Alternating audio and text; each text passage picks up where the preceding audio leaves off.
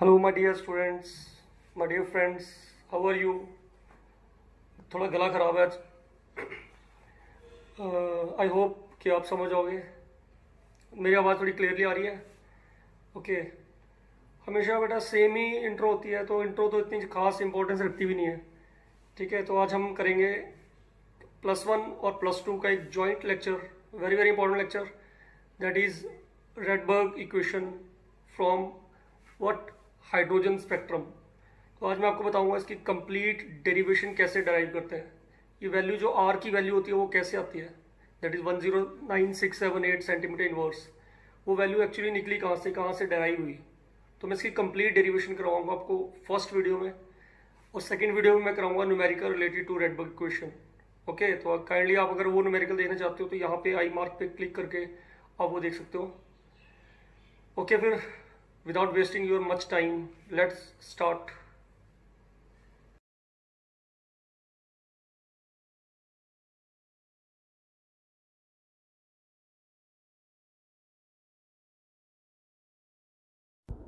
Okay students, before I start hydrogen spectrum, there is one very interesting question which arises. ठीक है, एक बहुत ही अच्छा इंटरेस्टिंग क्वेश्चन अराइज होता है, that hydrogen have only one electron but in spite of that it forms many spectral line. Why?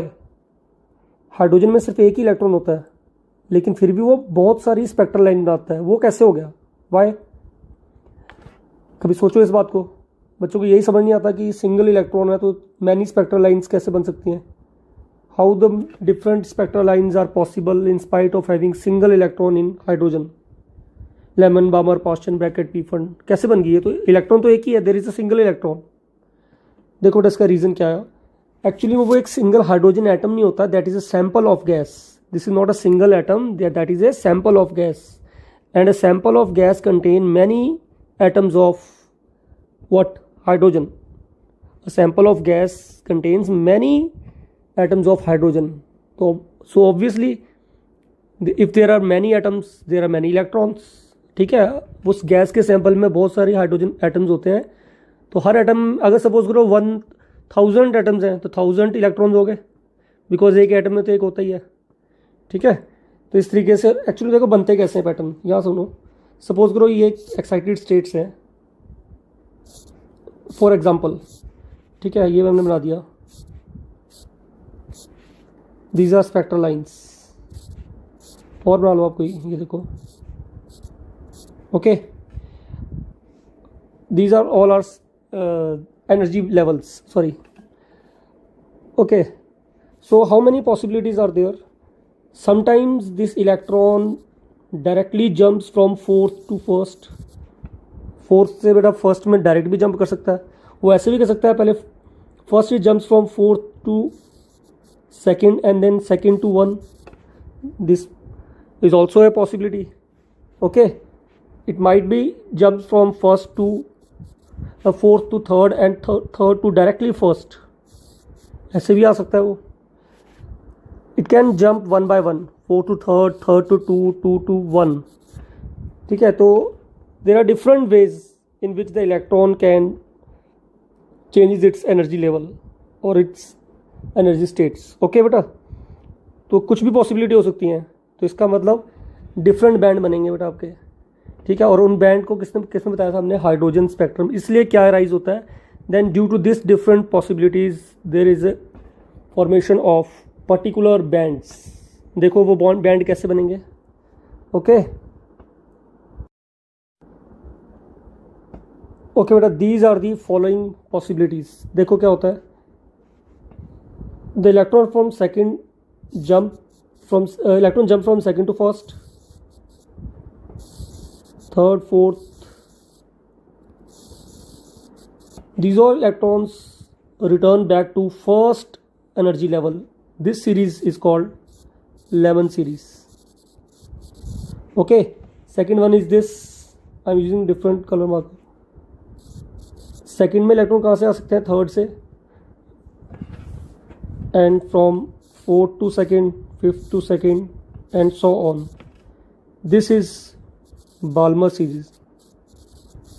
हाँ जी बेटा, थर्ड में electron, in third electron can jump from fourth to third, fifth to return back, fourth to third, fifth to third. This band is Paschen. This is Paschen. Okay, fourth में क्या हो सकता है? Electron can return back from fourth to fifth. This is bracket, and last is this, and so on. These bands are up to infinity. Okay, this is P fund. So how many bands are possible? There are 5 bands: Lemon, Balmer, Paschen, bracket and P fund. Okay, तो मैं अभी आपको बताऊंगा कि Rydberg equation क्या होती है और कैसे इसको डेराइव करते हैं. ठीक है, बड़ी इंपॉर्टेंट है. इसकी वैल्यू वैसे केमिस्ट्री में डायरेक्ट लिखी है, पर आपने पूरी डेराइव करनी है. Okay, I will tell you how to derive the Rydberg's equation. Okay student, these are the energy bands. ठीक है, तो इसको याद करने का एक बड़ा अच्छा तरीका है, that is liquid boiling point और low boiling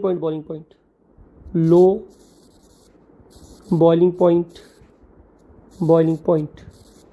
L for lemon, Balmer, Paschen, bracket, P fund. Okay, N1 is the ground state.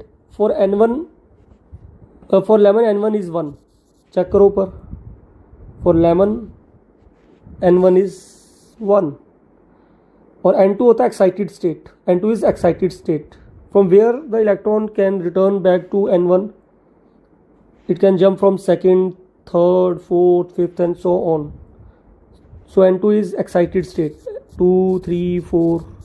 ठीक है, बामर के लिए कितनी वैल्यू होती है? 2. चेक करो, बामर के लिए है 2.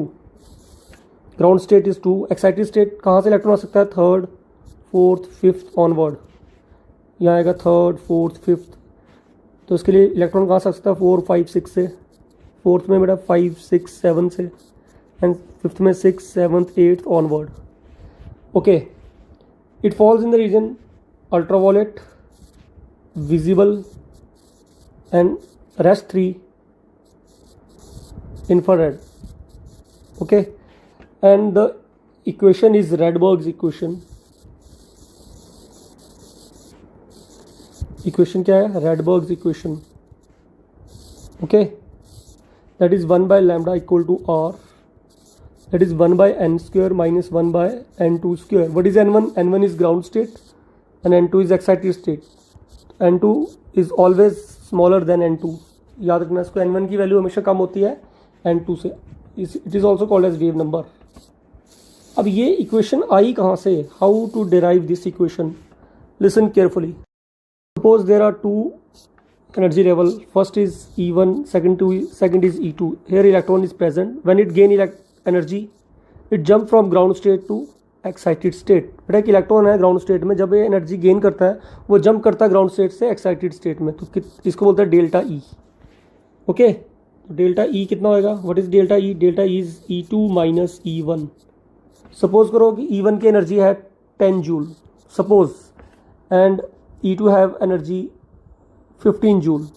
सो how much energy is needed to for electron to jump from ground state to excited state? That is 5 joules. Okay, that is 15 minus 10, that is 10 joules. Okay, तो इसलिए what is delta E? E2 minus E1. Okay, I'm going to rub it. Listen, what is the value of E? You know that the value of E is minus 2 pi square me4 z square k square over n square h square. ये होती है इसकी value. ठीक है, इसकी value यहाँ put करेंगे हम. So delta E becomes what is E2? Minus 2 pi square me4 z square k square over n square h square minus 2 pi square me4 z square k square upon n square h square. But this is energy level 2, so write down n2 and here energy first E1, so that is N1. Okay, ground state, this is excited state. Okay, अब देखो क्या करना है इसके आगे. इसके आगे आप सॉरी हम माइनस कर रहे हैं ना, तो एक माइनस यहाँ पे भी है, एक बाहर भी तो है माइनस एक. This is also minus. Okay, so minus minus plus, it becomes minus 2 pi square me4 z square k square upon n2 square h square plus 2 pi square me4 z square k square upon n1 square h square. Okay, इसको यहाँ ले जाओ, इसको यहाँ ले जाओ, interchange कर दो, तो डेल्टा ई क्या हो जाएगा, that is 2 pi square me4 z square k square upon n1 square h square minus 2 pi square me4 z square k square upon n2 square h square. Okay, अब कॉमन निकाल लो बाहर. What is common? These all are common. This is common in both. Okay, common बाहर निकालो, क्या आ गया ये? This is 2 pi square me4 z square k square upon h square. तो क्या बचा? That is n1 square minus 1 over n2 square. Okay, अब आप जानते हो कि डेल्टा ई जो होता है, what is Planck's quantum theory? Delta E is equals to what h nu, and nu is c by lambda. This is the equation of delta E, that is according to Planck's quantum theory. Put the value here. This equation becomes h c by lambda equal to, जो constant term थी वो बाहर निकाल दी मैंने, that is this z square k square over h square. क्या बचा अंदर? That is 1 over n1 square minus 1 over n2 square. Okay, now the 1 by lambda becomes 2 pi square me4 z square k square over h. This terms goes downward, that is h cube, because यहाँ पे भी एक h है, नीचे जाके cube हो जाएगा, that is c, and it become 1 over n1 square minus 1 over n2 square. Okay, listen, this whole value is a constant, that is r. So 1 by lambda equals to r, 1 over n1 square minus 1 over n2 square. And what is this r? This r is Rydberg's constant. Rydberg's constant, and its value is 109678 centimeter inverse. Centimeter inverse, it means it is in CGS. Okay, so what is r? R is this equation, यूज मैंने circle किया है डॉक, that is 2 pi square me4 square me4 z square k square over h cube c. This value, when we put the values of each constant, okay, m is mass of electron, e is charge of electron, z is atomic number, it becomes 109678. Okay, this way हम क्या derive करते हैं? This equation, Rydberg equation is proved. अब एक चीज़ यहाँ ध्यान रखना, note बेटा, CGS में k की वैल्यू 1 होती है, ठीक है, और for hydrogen atom z is atomic number, ये भी 1 होता है, ठीक है, ये हमेशा याद रखना. ओके, तो ये हमारी वीडियो यहाँ ख़त्म हो रही है. In my next video I will teach you how to solve the numericals of Rydberg's equation. Kindly इस वीडियो को अच्छी तरह से देखना. Okay, thank you very much.